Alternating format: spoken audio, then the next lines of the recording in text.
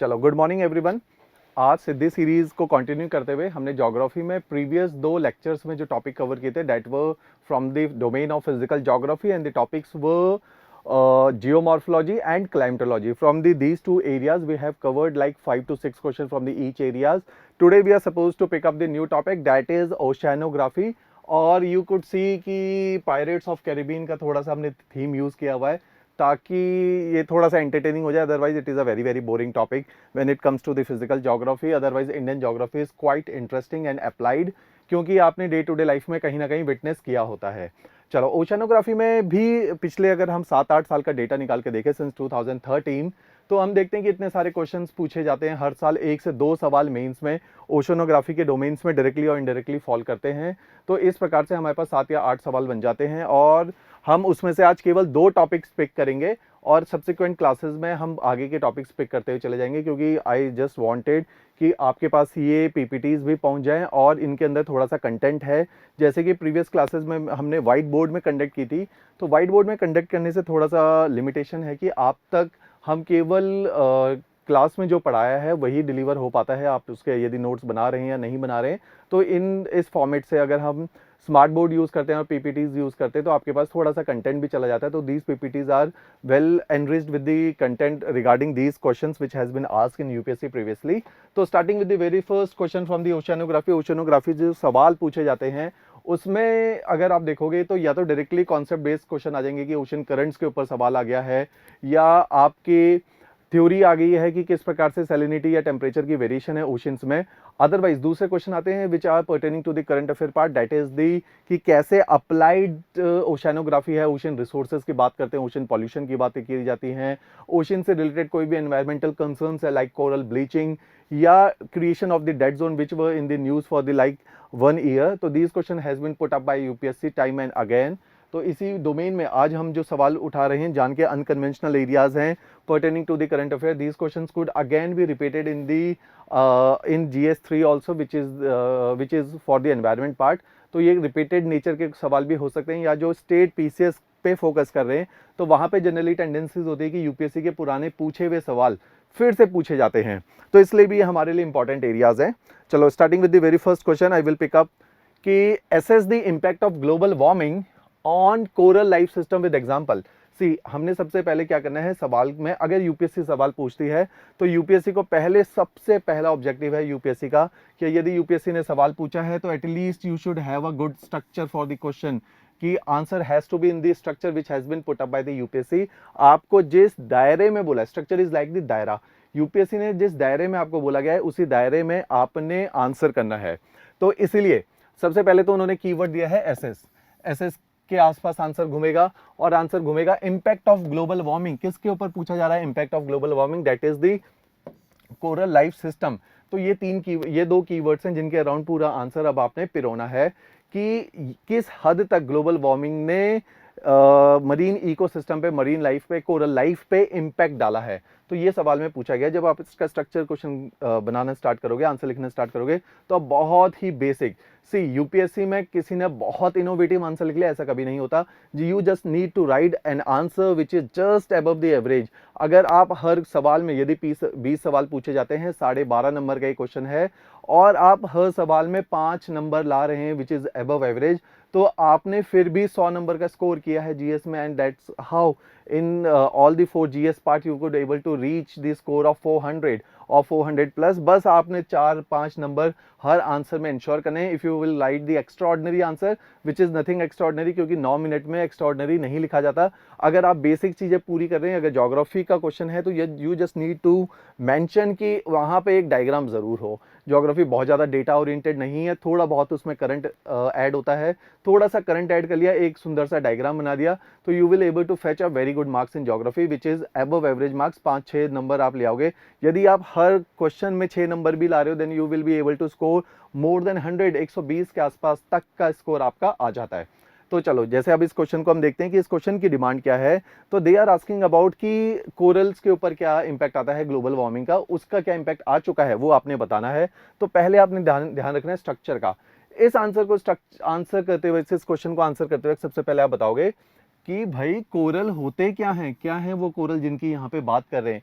अगर कोरल की कोई सिग्निफिकेंस होगी तभी तो ग्लोबल वार्मिंग का उसके ऊपर इम्पैक्ट आ रहा होगा। मीन्स जैसे एक सिंपल सा उदाहरण लेते हैं डे टू डे लाइफ का, कि यदि आप बोलोगे कि जो फॉरेस्ट हैं, पूछ ले कि what are the impact of deforestation, तो before you identify what are the impact of deforestation, firstly you should know what is the significance of forest. क्या है ये जो जंगल हमें देते हैं, क्या इनके एनवायरमेंटल सिग्निफिकेंस है, क्या इनके इकोलॉजिकल सिग्निफिकेंस है, क्या इनकी इकोनॉमिक सिग्निफिकेंस है, तब जाके आप उसके डिफॉरेस्टेशन वाले पार्ट को आंसर कर पाओगे। यदि आप उसकी अहमियत को समझोगे तब आपको पता चलेगा कि इनकी कमी होने के कारण क्या हो सकता है। सिमिलरली आप देखोगे कि कोरल्स की अहमियत यदि आप जानोगे तो आपको पता चलेगा कोरल्स नहीं होंगे कल को ग्लोबल वार्मिंग की वजह से, तो आपके इकोसिस्टम एनवायरनमेंट के ऊपर या इकोनॉमिक वैल्यूज के ऊपर क्या इंपैक्ट आ सकता है।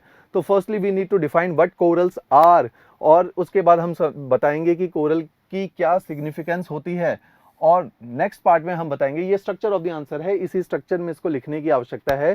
थर्ड पार्ट में हम बताएंगे जो एग्जैक्टली इन्होंने पूछा है कि ये बताओ कि कोरल्स, ग्लोबल वार्मिंग और कोरल के बीच में क्या रिश्ता है।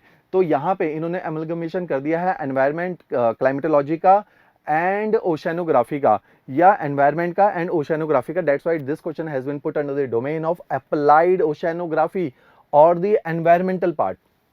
इन द लास्ट पार्ट, क्योंकि आपको पता है कि UPSC is all about the current awareness, तो यू शुड नो कि what is the current happening in this scenario, कि एग्जैक्टली ये क्वेश्चन क्यों पूछा गया। क्या उस साल कोई कोरल्स की रिपोर्ट आई है, क्या उस साल एनवायरमेंट की कोई समिट हुई है जिसमें कोरल्स के ऊपर फोकस किया गया था, इसीलिए ये क्वेश्चन आया गया होगा। तो आपने इसको रिसेंट किसी रिपोर्ट, किसी फाइंडिंग, किसी समिट के साथ कनेक्ट करना है इस क्वेश्चन को। This is known as the context of the question. So I am just writing the three words. These words are the pivot of a good answer writing. First is your structure, second is your context. कि ये question पूछा गया है तो इसके पीछे current का क्या रिश्ता है। Third part is your content, कि जो पूछा गया है अब उसको लिखो। तो this is how UPSC will evaluate your answer, structure, context and content. तो इस ढंग से यूपीएससी आपको नंबर देगा। तो firstly you should define what structure has to be in the question. तो ऐसे आपने क्वेश्चन को 3-4 पार्ट में तोड़ देना है कि अब मैं इस क्वेश्चन को लिखने या लिखने जा रही हूं। तो चलो अब सबसे पहले हम डिफाइन करेंगे कि कोरल्स क्या होते हैं। हम बोलेंगे कोरल जो होते हैं एक मरीन ऑर्गेनिजम्स हैं जिनको टेक्निकली कोरल पॉलिप्स बोला जाता है। ये कोरल पॉलिप्स अपने रहने के लिए एक व्यवस्था करते हैं, एक घर बनाते हैं, और ये घर कैल्शियम कार्बोनेट का बनाते हैं। These are the lime secreting organisms. और ये अपने लिए जो घर बनाते हैं उस एक्सोस्केलेटन को बोला जाता है कोरल रीफ। अगर कई सारे एक्सोस्केलेटन जो पत्थर जैसे दिखने वाली चीजें हैं वो एक साथ इकट्ठी हो जाएं और इसके आस और ऐसी बहुत सारी चीजें जब इकट्ठी हो जाएं तो इनको बोला जाएगा कोरल रीफ। तो corals are the marine organism which live in tropical water, और ये अपने रहने के लिए एक व्यवस्था करते हैं जिसको बोला जाता है एक्सोस्केलेटन, और ये बहुत सारे एक्सोस्केलेटन मिलके बना देते हैं कोरल रीफ। और इस कोरल रीफ के पास आगे बैठ जाता है zooxanthellae which is a colourful algae, and coral polyps which are the marine organism, and zooxanthella which is a algae which is a synthetic organism और दी प्लांट। ये दोनों एक सिम्बायोटिक रिलेशनशिप में रहते हैं। सिम्बायोटिक रिलेशनशिप का अर्थ है ये एक दूसरे के बिना जीवित नहीं रह सकते। यदि ये रहेंगे तो साथ ही रहेंगे। अगर कोरल पॉलिप चला जाएगा जूजेंथला भी चला जाएगा, and vice versa is the case. तो they will live in a symbiotic relation, they will sink and swim together like the cabinet. और इस ढंग से हम डिफाइन करते हैं कोरल्स क्या होते हैं। तो this is a very basic definition of a coral which could be covered in 2 to 3 lines. इतना लिखना आवश्यक है क्योंकि कोरल्स के बारे में आप अगर उसके इम्पैक्ट बताओगे तो सबसे पहले एग्जामिनर को बताओगे कि कोरल्स क्या होते हैं। तो ये डायग्राम आपने नहीं बनाना है एग्जाम में। अगर बनाना है तो छोटा सा कोरल का डायग्राम बना सकते हो जिसमें आपने बनाना एक माउंट सा स्ट्रक्चर बनाया और इसके अंदर आपने छोटे छोटे कोरल्स बनाए और इनके आसपास एक जूजेंथला इकट्ठा हो गया जो कि अंदर के पॉलिप्स को फीड कर रहा है। इतना सब लिखने की आवश्यकता नहीं है। तो this is a diagram just for the sake कि आपको कोरल्स के बारे में एक अंडरस्टैंडिंग हो जाए। तो in the second part you will identify कि वर्ल्ड में ये कोरल्स कहाँ पे पाए जाते हैं, what is the distribution of corals among in the world. क्योंकि geography is all about diagram, तो you have to innovate new answers, you have to innovate your content. तो आपने इसमें एक वर्ल्ड डायग्राम बनाना है। यू हैव टू आइडेंटिफाई कि since corals are found in the tropical water, तो आपने दिखाना है कि कैसे कैंसर एंड कैप्रिकॉर्न के बीच में most of the corals are situated, और ये वो सारे एरियाज हैं जहां पे कोरल्स मिलेंगे। तो corals are situated on the continental shelf of tropical water, तो these are the areas where corals are found. तो you need to make a diagram जिसमें आप distribution of the world coral बताओगे। इंडिया के context में सवाल नहीं पूछा गया, स्पेशल फोकस अगर देना है तो आप देखोगे इंडिया के कॉन्टिनेंटल शेल्फ पे कोरल है, ये मिड इंडियन रिज है, इसके ऊपर कोरल्स हैं।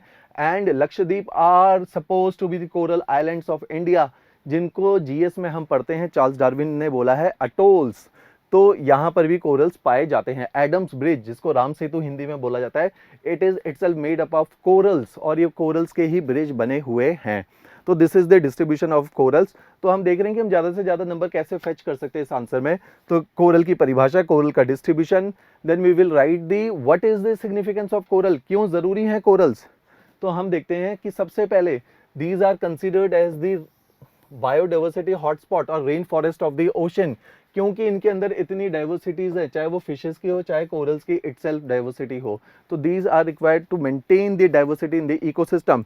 सेकेंड एस्पेक्ट इज कि इनके अंदर से इतनी फार्मास्यूटिकल ड्रग्स बनाए जाते हैं, निकाले जाते हैं, जो दवाइयां बनाने के काम होते हैं। And many of these disease are fatal in character, तो इनको ट्रीट करने के काम आते हैं कोरल्स के अंदर से। Fishing is an important economic activity which is pursued on the continental shelf where corals are residing. तो कोरल्स कहीं ना कहीं फिशिंग के लिए एक ब्रीडिंग ग्राउंड है, या वहाँ पे एक कंड्यूसिव एनवायरनमेंट बनाते हैं जहाँ पे फिशेस थ्राइव करती हैं।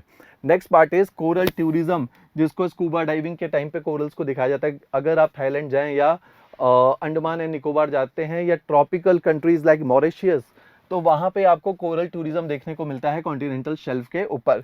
तो these are the source of tourism और इनकम और recreational activities. Last part is disaster में हेल्प करते हैं, डिजास्टर को प्रिवेंट करने का काम करते हैं, क्योंकि they act as a defence barrier. ये आती हुई तेज हवाओं को, आती हुई तेज लहरों को रोक देते हैं, उनकी स्पीड को रोक देते हैं, और ज़्यादा इम्पैक्ट नहीं आने देते सुनामी वेव्स का या हाई वेलोसिटी वेव्स का कॉन्टिनेंटल शेल्फ के ऊपर या कोस्टल एरियाज में जहां हैबिटेशन है। तो इस तरीके से ये डिजास्टर को प्रिवेंट करने का काम करते हैं या उसके इफेक्ट को बहुत हद तक कम कर देते हैं। जैसे कि देखने को आया 2004 में जब हिंदुस्तान में सदर्न इंडिया में सुनामी आई, और उस सुनामी के इम्पैक्ट को इंडिया के सदर्न कोरल रीफ ने काफी हद तक इंडिया में कम कर दिया। Although many casualties had taken place, but they could be higher in number if these corals were not there. तो इस जंग से हम देखते हैं कि कोरल्स कैसे इंपॉर्टेंट पार्ट प्ले करते हैं टू प्रिवेंट द डिजास्टर और टू मिनिमाइज देयर इम्पैक्ट। तो this is the significance of corals. तो हमें पता है कि अगर ये सिग्निफिकेंस है, तो अगर कोरल नहीं होंगे तो क्या क्या हमारे इम्पैक्ट आ सकते हैं। तो इस हिसाब से हम देखते हैं कि impact of global warming on corals. अब इम्पैक्ट ग्लोबल वार्मिंग का कोरल्स पे क्या होगा, तो हम देखते हैं ये इम्पैक्ट एसेस कौन कर रहा है। There is a report which was there in 2018 जिसके अराउंड ये सवाल घूमा था, और Clive Wilkinson, this is a very good report, और ये रिपोर्ट हर 3-4 साल में आएगी। आपने इसका नाम लिखना है, कहीं भी कोरल की बात होगी तो this is the most trusted authority on coral foundation on the news about the corals, और कि ऐसे कोरल्स वर्ल्ड में कम हो रहे हैं। तो इन्होंने एक रिपोर्ट निकाली जिसमें बोलते हैं 10% अर्थ के कोरल ऑलमोस्ट खत्म हो चुके हैं, 30% कोरल जो है सीवियर एनवायरमेंटल स्ट्रेस में है, और 30% ऑलमोस्ट क्रिटिकल कंडीशन में है। तो these were their founding. Indian Ocean के बारे में स्पेसिफिकली इन्होंने बोला कि जहां जहां पर कोरल एरियाज हैं which are the coastal areas like Kenya, Maldives, Andaman and Lakshadweep, यहाँ पे 70% तक की मोर्टेलिटी आ चुकी है। इतने सारे कोरल्स मर चुके हैं because of the global warming, because corals are the organisms which are sensitive towards the temperature. ये टेम्परेचर में ही जीवित रह सकते हैं, इससे ज़्यादा टेम्परेचर होगा तो they will not survive, and that has been the case when El Nino year will come. El Nino year में यही देखने को आता है कि जब भी एल नीनो आता है, पेरू के कोस्ट में गर्म पानी इकट्ठा होता है, तो coral bleaching is the phenomena. And India में भी ये देखा जाता है जब भी सदर्न इंडियन ओशन का टेम्परेचर इंक्रीज करेगा तो वी कुड सी कि बहुत सारे कोरल्स उस साल मर जाते हैं। तो दिस इज द केस।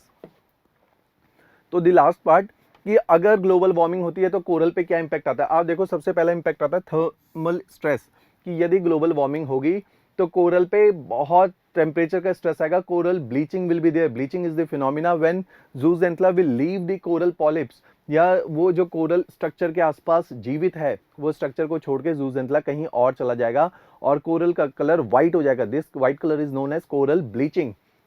दूसरा है कि अगर ग्लोबल वार्मिंग होती है तो obviously there will be melting of global ice या ग्लेशियर्स की मेल्टिंग होगी from the north and the south pole, तो उससे सी लेवल राइज होगा जिसकी वजह से सेडिमेंटेशन का फिनोमिना बढ़ जाएगा and coral could not survive in this sediment water, या टर्बिडिटी को सर्वाइव नहीं कर सकते क्योंकि एक्सोस्केलेटन के अंदर बहुत छोटे छोटे पोर्स होते हैं जहां से nutrition and water coral polyps तक पहुंचता है। वो पोर्स बंद हो जाएंगे और वाटर कोरल पॉलिप्स तक नहीं पहुंचेगा। इसीलिए अगर सेडिमेंटेशन विल बी देयर तो coral polyps could not survive and coral bleaching will take place. तो ऐसे भी कोरल्स मर जाएंगे। जितना ज़्यादा ग्रीन हाउस गैसेज होंगे एटमॉस्फेयर में उतना ज़्यादा टेम्परेचर होगा। और आप देखोगे क्योंकि ग्रीन हाउस गैसेज की मात्रा बढ़ेगी तो कहीं ना कहीं ocean acidification is the phenomena which is associated with the high concentration of green house gases in the atmosphere and because of the ocean acidification corals के स्ट्रक्चर को कहीं ना कहीं इंपैक्ट होता है। कैल्शियम कार्बोनेट का बना हुआ स्ट्रक्चर है वो जल्दी से डिसॉल्व हो जाता है, सोल्यूबल फॉर्म में चला जाता है अगर ओशन की एसिडिटी पीएच लेवल घट जाएगा तो ऐसे कोरल के स्ट्रक्चर टूटने लग जाएंगे और कोरल पॉलिप्स वहां से माइग्रेट कर जाएंगे। तो this could be the impact of corals, this could be the impact of global warming over the corals. Last part is corals अगर खत्म हो जाते हैं, अगर ग्लोबल टेम्परेचर राइज करता है, सी लेवल राइज कर जाता है तो कहीं ना कहीं ocean circulation system slow down हो जाएंगे जिनको बोला जाता है thermal conveyor belt of the ocean. ये थर्मोहेलाइन सर्कुलेशन स्लो डाउन हो जाता है और ये थर्मोहेलाइन सर्कुलेशन स्लो डाउन होगा तो कोरल्स को फीड करने वाला न्यूट्रिशन एंड ऑक्सीजन भी धीरे आएगा और जिसकी वजह से corals because of the lack of food and oxygen मरने लग जाएंगे। तो because of the slow down of these oceanic currents which itself are the outcome of climate change और global warming, कोरल्स को नुकसान होगा। तो इन 4 तरीकों से कोरल को नुकसान हो सकता है यदि दुनिया का टेम्परेचर बढ़ जाता है। तो this is their impact. Question was about the assess the impact, क्या इम्पैक्ट हो सकता है? ये इम्पैक्ट हो सकता है।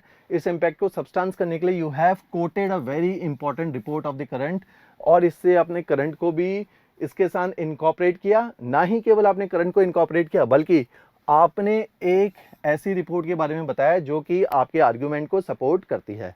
तो this is how we are supposed to approach this question. अगर ये सारी चीजें आप पूरी लिखोगे इस क्वेश्चन में तो you will able to get 7 to 8 marks out of 12। Extraordinary answer will always fetch an extraordinary marks. This is the line, this is the bottom line of UPSC. आपको सारे answer में बराबर number नहीं मिलते हैं, कहीं पे बहुत ज़्यादा मिलते हैं, कहीं पे बहुत कम मिलते हैं। तो आपको 7-8 नंबर भी मिल सकते हैं अगर आप एक एक्स्ट्रा ऑर्डिनरी आंसर लिख रहे हो। तो अगर ये सारी चीज़ें आप लिख रहे हो तो this is considered as an extraordinary answer. अगर इसमें से आप 70-80% भी लिख देते हो तो 6-7 नंबर आराम से मिल जाते हैं।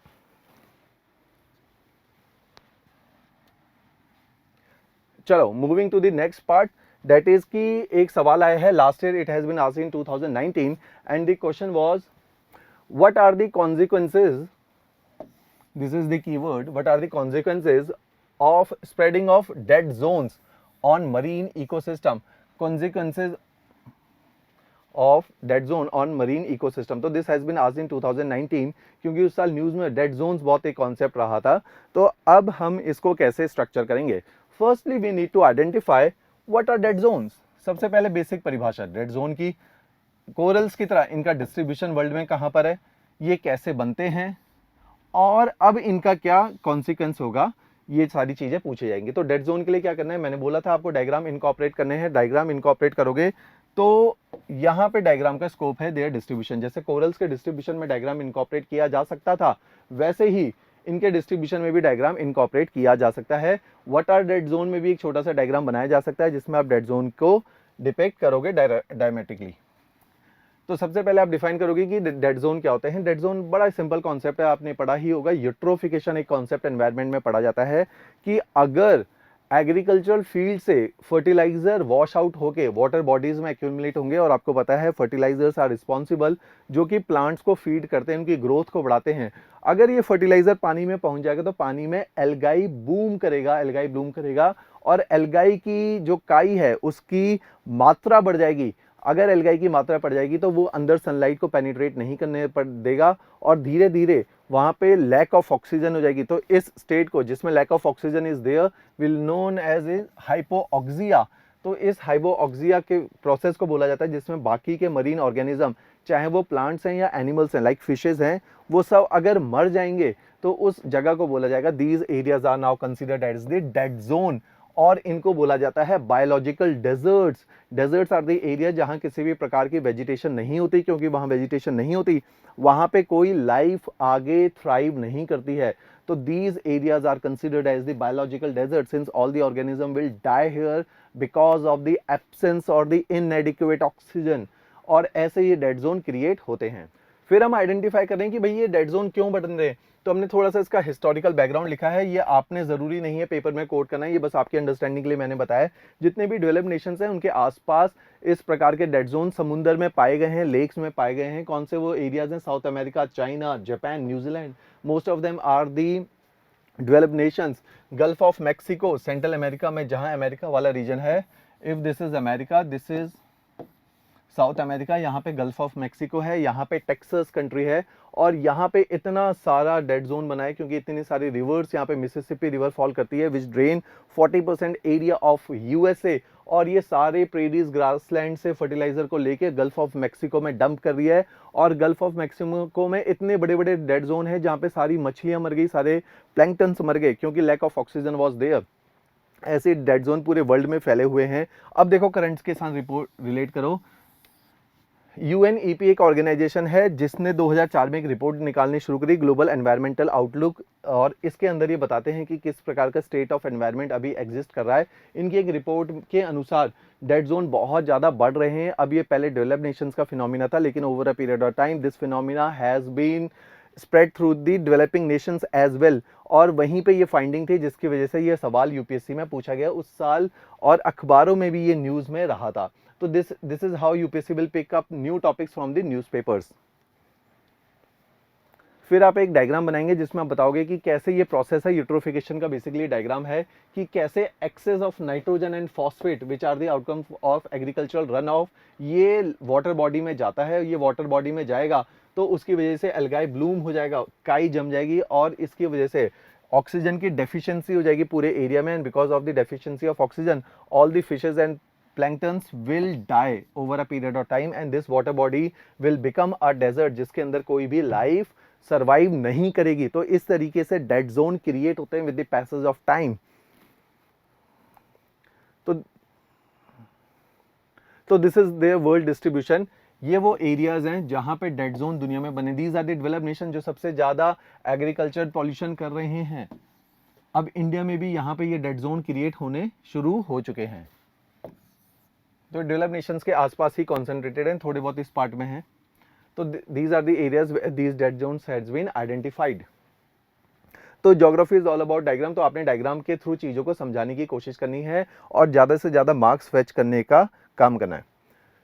Now this is how dead zones are created. These are the reasons which are responsible for the creation of dead zone. Intensive agricultural practices, बहुत ज्यादा फर्टिलाइजर का इस्तेमाल कर रहे हो और वो फर्टिलाइजर धीरे धीरे, चाहे वो नाइट्रोजन के हों या फॉस्फोरस के हों, वाटर बॉडीज के थ्रू ओशंस के अंदर या लेक्स के अंदर तक पहुंचेंगे जहां पे ये डेड जोन को क्रिएट करेंगे। तो हम बोलते हैं developed nations like US, like European nation, जहां अभी हमने डायग्राम में देखा, these are the areas which are using fertilisers on a much larger scale because of these dead zones have been created। Developing nation में देखा जाएगा तो हमारा जितना भी सीवर का डिस्चार्ज है उसको पाइप से थ्रू होना चाहिए था, लेकिन हम क्या कर रहे हैं कि रिवर्स के अंदर वो सारे डिस्चार्ज को डंप कर रहे हैं। जो अर्बन डिस्चार्ज है, जो आपका सीवरेज है, जो इंडस्ट्रियल वेस्ट है, वो सब कुछ नदियों में डाल रहे हैं। इसलिए तो हमें प्रोग्राम बनाने पड़ रहे हैं, नमामि गंगा प्रोग्राम, जिसमें हम क्लीनिंग ऑफ रिवर्स की बात कर रहे हैं।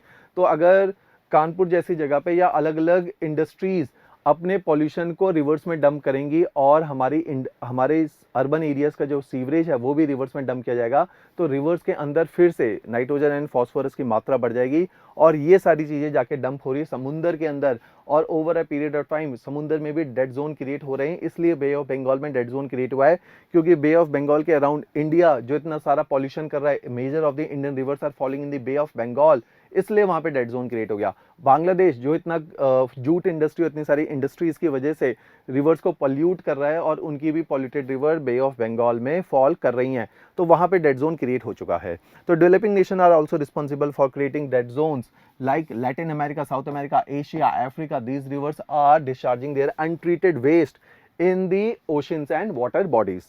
So these are the reasons behind the formation of dead zones. और ये प्रोसेस है पूरे डेड जोन को बनेगा कि फ्रेश वाटर आएगा, that fresh water is rich in nitrogen and phosphorus, otherwise life was thriving at its best over a period of time. क्योंकि algae boom हुआ है, इसने सारी ऑक्सीजन को कंज्यूम किया है, मोर ओवर सनलाइट को पेनिट्रेट नहीं करने दे रहा, जिसकी वजह से बाकी के प्लांट्स फोटोसिंथेसिस नहीं कर पाएंगे और यहाँ पे ऑक्सीजन की कमी हो जाएगी। जब ऑक्सीजन की कमी हो जाएगी तो over a period of time ये ऑर्गेनिजम्स मर जाएंगे and water will be deprived of oxygen. This is how this whole process will work and this process is known as eutrophication and the last part is known as now it has been converted into the dead zone. Now the last part, अगर ये dead zone बनते हैं तो इनका क्या consequences है। And इन्होंने पूछा कि marine ecosystem, they have limited themselves to the area of marine ecosystem. तो कहते हैं कि मरीन की अगर इन्होंने पूछा तो थोड़ा सा आप एरिया को एक्सपेंड कर दो, मरीन की बात ज्यादा करो लेकिन एक दो पॉइंट एक्स्ट्रा ऐड करो। आप बोलोगे हाँ जी बिल्कुल ठीक बात है, अगर डेड जोन क्रिएट होंगे तो सबसे पहला नुकसान होगा, मछलियां मर जाएगी। इकोनॉमिक एक्टिविटी में फिशिंग वर्ल्ड की सबसे बड़ी इकोनॉमिक एक्टिविटी है, वहां पे नुकसान होगा। उसके बाद प्लैंक्टन्स मर जाएंगे, प्लैंक्टन्स का फायदा है फिशेस को, प्लैंक्टन्स मर जाएंगे तो फिशेस भी मर जाएंगी और इकोनॉमिक लॉसेस भी हैं। ऑब्वियसली मरीन इकोसिस्टम का लॉस तो है ही। डेट्रीमेंटल फॉर कोरल्स, कोरल्स भी ऑक्सीजन पे डिपेंडेंट है, कोरल्स और जूजेंथला आर डिपेंडेंट, अभी हमने देखा था dependent over the sunlight and oxygen, उनको भी ऑक्सीजन की कमी हो जाएगी, न्यूट्रिशन की कमी हो जाएगी, वो भी मर जाएंगे। और बेंथिक ऑर्गेनिज्म वो ऑर्गेनिज्म होते हैं जो ओशन के फ्लोर पे रहते हैं, अगर सारी ऑक्सीजन खत्म हो जाएगी तो over a period of time वो सारे ऑर्गेनिज्म भी मर जाएंगे जो बिल्कुल ओशन फ्लोर के ऊपर जीते हैं, तो उनके लिए भी they will be deprived of the oxygen. तो this is the thing, this is how this is how the dead zone will have their impact on the marine ecosystem. Next is कि ये ओशन तो सबसे बड़े world के carbon sink हुआ करते थे, मींस कार्बन फिक्सेशन का काम करते थे। इतने सारा जो एटमॉस्फेयर में ग्रीन हाउस गैसेज है उनको रिड्यूस करते हैं ओशन, क्योंकि ओशंस भी one of the largest source जहाँ पे कार्बन सिंक होती है। अगर डेड जोन क्रिएट होते चले जाएंगे तो means they will be created into the biological deserts और वहाँ पे कार्बन अब नहीं सिंक होगी, तो ये भी एक इनका इम्पैक्ट है। लास्ट पार्ट है थोड़ा सा ये ऑफशूट है, इकोसिस्टम से बाहर है डोमेन में। जो कंट्रीज आइलैंडिक नेशन है, जो कंट्री जहां पे पानी की कमी है, like Texas, like Saudi Arabia, जो डेजर्ट्स कंट्री हैं वेस्ट एशिया, वो अपने पानी की रिक्वायरमेंट पूरी करते हैं वाटर बॉडीज के पानी को, मींस मरीन वाटर को, सलाइन वाटर को डीसलाइन करके थ्रू डीसैलिनेशन प्लांट। तो अगर यहाँ पे डेड जोन्स क्रिएट हो जाएंगे, सारी ऑक्सीजन डिप्राइव हो जाएगी तो कहीं ना कहीं इकोसिस्टम भी खराब हो जाएगा। और वहां पे आप देखोगे कि उस पानी को पीने के लिए भी इस्तेमाल नहीं किया जाता even by the desalination plant, तो this will be have their impact. तो this is the impact of dead zone over the marine ecosystem. तो ये सारे इसके इम्पैक्ट हैं, तो इस हिसाब से हमने पूरे आंसर को अप्रोच करना था। तो दिस वाज द डिमांड। तो ऐसे हम बोलते हैं कि वर्ल्ड में कहाँ पे डेड जोन क्रिएट होंगे। तो आज हमने दो आंसर ही डिस्कस किए हैं। नेक्स्ट क्लास में हम थोड़ा सा कॉन्सेप्चुअल पार्ट उठाएंगे ओशियानोग्राफी का, these were the applied question, और कॉन्सेप्चुअल पार्ट के साथ साथ हम एक आध ओशन पॉल्यूशन के ऊपर सवाल आया हुआ है वो भी पिक करेंगे। तो नेक्स्ट क्लास में भी हमने ओशियानोग्राफी पिक करनी है। Then we will move ahead to the Indian geography part और देखेंगे कैसे फिजिकल रिसोर्स वाला part and the industries, location of the industries and the urbanisation as an phenomena, ये सारे ज्योग्राफी में सवाल पूछे गए हैं प्रीवियसली। ऑलराइट, चलो, थैंक्स अ लॉट।